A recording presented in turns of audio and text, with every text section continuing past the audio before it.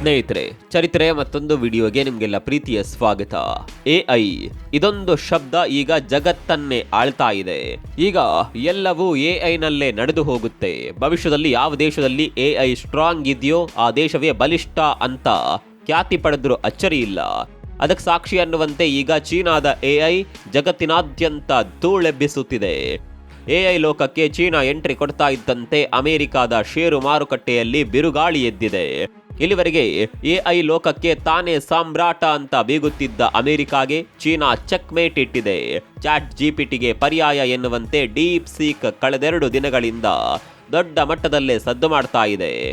ಹೀಗೆ ಚೀನಾದ AI deep seek ಸುಂಟರ ಗಾಳಿ ಎಬ್ಬಿಸುತ್ತಿದ್ದಂತೆ ಭಾರತ ಕೂಡ ಎಐ ವಿಚಾರದಲ್ಲಿ ಫುಲ್ ಅಲರ್ಟ್ ಆಗಿದೆ.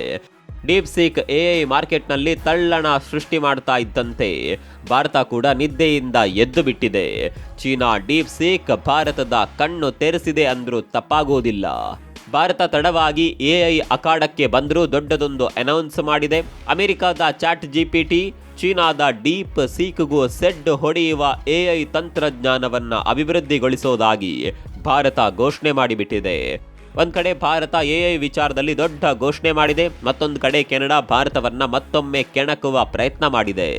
ಭಾರತವನ್ನ ಕೆಣಕಿ ಅದಕ್ಕೆ ತಕ್ಕ ಪ್ರತಿಫಲ ಅನುಭವಿಸುತ್ತಿರುವ ಕೆನಡಾ ತನ್ನ ಕುತಂತ್ರ ಬುದ್ಧಿಯನ್ನ ಇನ್ನೂ ಬಿಟ್ಟಿಲ್ಲ.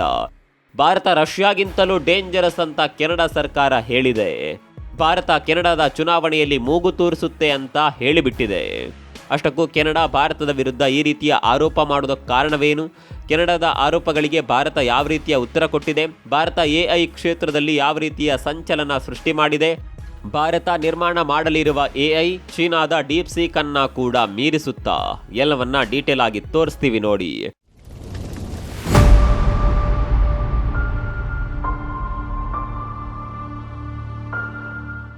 ಸ್ನೇಹಿತರೆ, ನಾವಿವತ್ತು ಭಾರತ ಈ ರೀತಿ ಬೆಳೀತಾ ಇದೆ, ಆ ರೀತಿ ಬೆಳೀತಾ ಇದೆ ಅಂತೆಲ್ಲ ಹೇಳ್ತೇವೆ.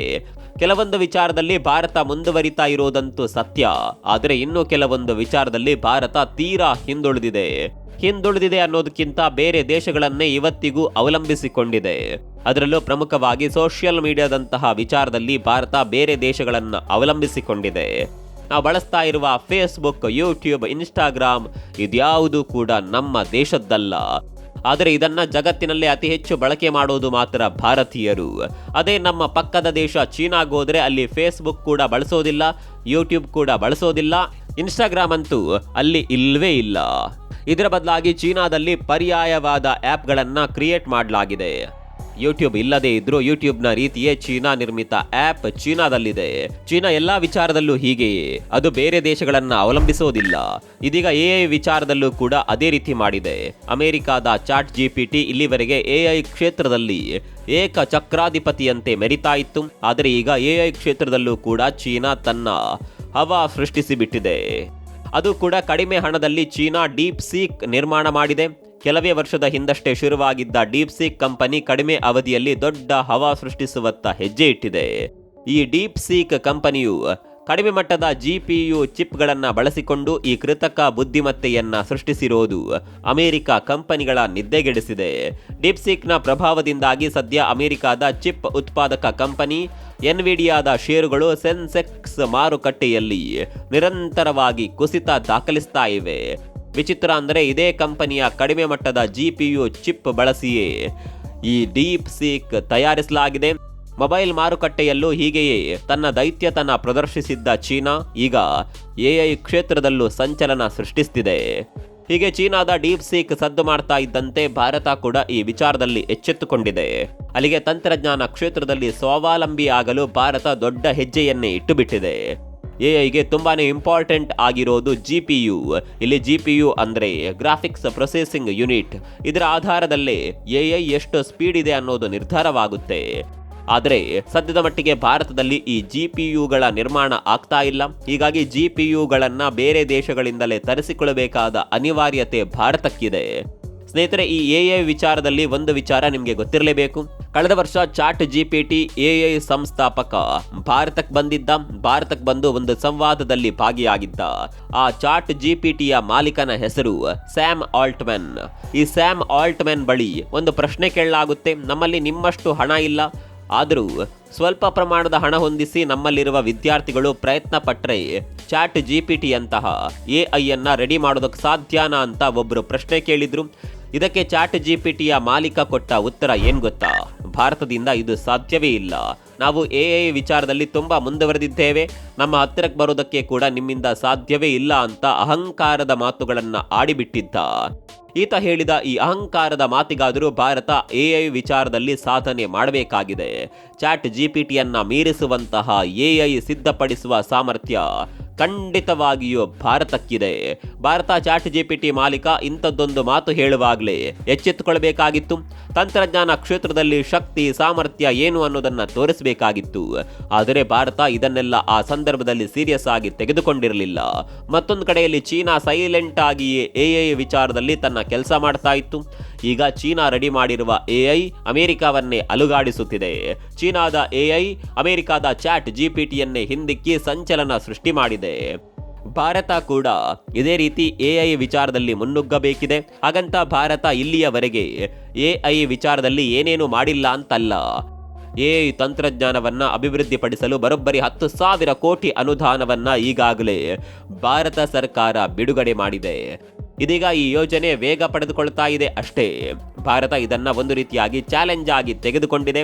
ಅಮೆರಿಕದಿಂದ ಸಾಧ್ಯವಾಗುತ್ತೆ, ಚೀನಾದಿಂದಲೂ ಸಾಧ್ಯವಾಗುತ್ತೆ ಅಂದ್ರೆ ನಮ್ಮಿಂದ ಯಾಕಾಗೋದಿಲ್ಲ ಅಂತ ಭಾರತ ಜಿದ್ದಿಗೆ ಬಿದ್ದಿದೆ. ಇಲ್ಲಿ ಜಿದ್ದಿಗೆ ಬಿದ್ದರೆ ಸಾಕಾಗೋದಿಲ್ಲ, ಸ್ಮಾರ್ಟ್ ಆಗಿ ಕೆಲಸ ಮಾಡಬೇಕು. ಇದು ಭಾರತೀಯರಿಗೆ ಚೆನ್ನಾಗಿಯೇ ಗೊತ್ತಿದೆ.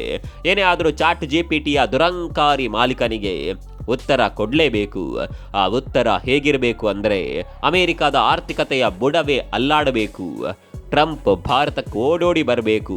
ಆ ದಿನ ಆದಷ್ಟು ಬೇಗ ಬರಲಿ. ಒಂದು ಕಡೆಯಲ್ಲಿ ಈ ಬೆಳವಣಿಗೆಗಳು ನಡೀತಾ ಇದ್ದು, ಮತ್ತೊಂದು ಕಡೆಯಲ್ಲಿ ಕೆನಡಾ ಮತ್ತೊಮ್ಮೆ ತನ್ನ ಬುದ್ಧಿ ತೋರಿಸಿದೆ. ಭಾರತವನ್ನ ಸುಮ್ಮನೆ ಕೆಣಕಿ ತನ್ನನ್ನು ತಾನು ಬರ್ಬಾದ್ ಮಾಡಿಕೊಂಡಿರುವ ಕೆನಡಾಗೆ ಇನ್ನೂ ಕೂಡ ಬುದ್ಧಿ ಬಂದಿಲ್ಲ. ಭಾರತವನ್ನ ಕೆಣಕಿದ ನಂತರ ಕೆನಡಾ ದೇಶದ ಪರಿಸ್ಥಿತಿ ಎಲ್ಲಿವರೆಗೆ ಬಂದು ನಿಂತಿದೆ ಅನ್ನೋದು ನಿಮಗೆಲ್ಲ ಗೊತ್ತಿರಬಹುದು. ಎಲ್ಲಿವರೆಗೆ ಅಂದ್ರೆ ಅಮೆರಿಕ ಕೆನಡಾ ದೇಶವನ್ನೇ ವಶಪಡಿಸಿಕೊಳ್ಳುವ ಧಾವಂತದಲ್ಲಿದೆ. ಟ್ರಂಪ್ ಅಂತೂ ಕೆನಡಾ ಅಮೆರಿಕಾದ ಮತ್ತೊಂದು ರಾಜ್ಯ ಅಂತ ಹೇಳಿಬಿಟ್ಟಿದ್ದಾರೆ. ಇಷ್ಟೆಲ್ಲ ಬೆಳವಣಿಗೆಗಳು ನಡೀತಾ ಇರುವ ಬೆನ್ನಲ್ಲೇ ಕೆನಡಾ ಭಾರತವನ್ನ ಸುಮ್ಮನೆ ಕೆಣಕಿದೆ. ಭಾರತ ತಮ್ಮ ದೇಶದ ಚುನಾವಣೆಯಲ್ಲಿ ಮೂಗು ತೋರಿಸುತ್ತಿದೆ ಅನ್ನುವ ಆರೋಪವನ್ನ ಕೆನಡಾ ಮಾಡಿದೆ. ಭಾರತ ಕೆನಡಾದ ಪ್ರಜಾಪ್ರಭುತ್ವ ವ್ಯವಸ್ಥೆಗೆ ಅತಿದೊಡ್ಡ ಆಪತ್ತು ಅಂತ ಕೆನಡಾ ಪಾರ್ಲಿಮೆಂಟ್ನಲ್ಲೇ ಹೇಳಲಾಗಿದೆ. ಈ ಮೂಲಕ ಭಾರತವನ್ನ ಜಾಗತಿಕ ಮಟ್ಟದಲ್ಲಿ ನೆಗೆಟಿವ್ ಆಗಿ ಬಿಂಬಿಸೋದಕ್ಕೆ ಕೆನಡಾ ಹೊರಟಿದೆ. ಭಾರತವನ್ನ ಎದುರು ಹಾಕಿಕೊಂಡು ಜಸ್ಟಿನ್ ಟ್ರೂಡೋ ತನ್ನ ಅಧಿಕಾರವನ್ನೇ ಕಳೆದುಕೊಳ್ಳಬೇಕಾಯಿತು. ಇಷ್ಟಾದರೂ ಬುದ್ಧಿ ಕಲಿಯದ ಕೆನಡಾ ಸರ್ಕಾರ ಭಾರತದ ಮೇಲೆ ಇಲ್ಲ ಸಲ್ಲದ ಆರೋಪವನ್ನ ಮಾಡ್ತಾ ಇದೆ. ಈ ಮೂಲಕ ಕೆನಡಾ ದೇಶದ ಪ್ರಜೆಗಳಲ್ಲೂ ಕೂಡ ಭಾರತದ ವಿರುದ್ಧ ವಿಷಬೀಜ ಬಿತ್ತುವ ಪ್ರಯತ್ನವನ್ನ ಕೆನಡಾ ಮಾಡ್ತಾ ಇದೆ. ಚುನಾವಣೆಯಲ್ಲಿ ಹಸ್ತಕ್ಷೇಪ ಅಂತ ಬಂದಾಗ ಯಾವಾಗಲೂ ರಷ್ಯಾದ ಹೆಸರು ಮುಂದೆ ಇರುತ್ತೆ. ಆದರೆ ಕೆನಡಾ ರಷ್ಯಾಗಿಂತಲೂ ಭಾರತವೇ ಡೇಂಜರ್ ಅಂದುಬಿಟ್ಟಿದೆ. ಕೆನಡಾ ಈ ರೀತಿ ಕೋಲು ಕೊಟ್ಟು ಪೆಟ್ಟು ತಿನ್ನುವ ಕೆಲಸವನ್ನ ತುಂಬಾ ಸಲ ಮಾಡಿದೆ. ಭಾರತವನ್ನ ಕೆಣಕಿದ ಟ್ರೂಡೋ ಪದಚ್ಯುತಿಯಾಯಿತು. ಅಮೆರಿಕ ವಿರುದ್ಧ ಮಾತನಾಡಿದ್ದಕ್ಕೆ ಈಗ ಅಮೆರಿಕ ಕೆನಡಾವನ್ನೇ ವಶಪಡಿಸಿಕೊಳ್ಳುವ ಪ್ಲಾನ್ನಲ್ಲಿದೆ. ಇದೆಲ್ಲದರ ನಡುವೆ ಈಗ ಮತ್ತೊಮ್ಮೆ ಭಾರತದ ತಂಟೆಗೆ ಬಂದಿದೆ ಕೆನಡಾ. ಇದಕ್ಕೆ ತಕ್ಕದಾದ ಉತ್ತರವನ್ನ ಭಾರತ ಮುಂದಿನ ದಿನಗಳಲ್ಲಿ ಕೊಟ್ಟೇ ಕೊಡುತ್ತೆ. ಈ ಬಗ್ಗೆ ನಿಮ್ಗೆ ಏನನ್ಸುತ್ತೆ? ಕಾಮೆಂಟ್ ಮಾಡಿ.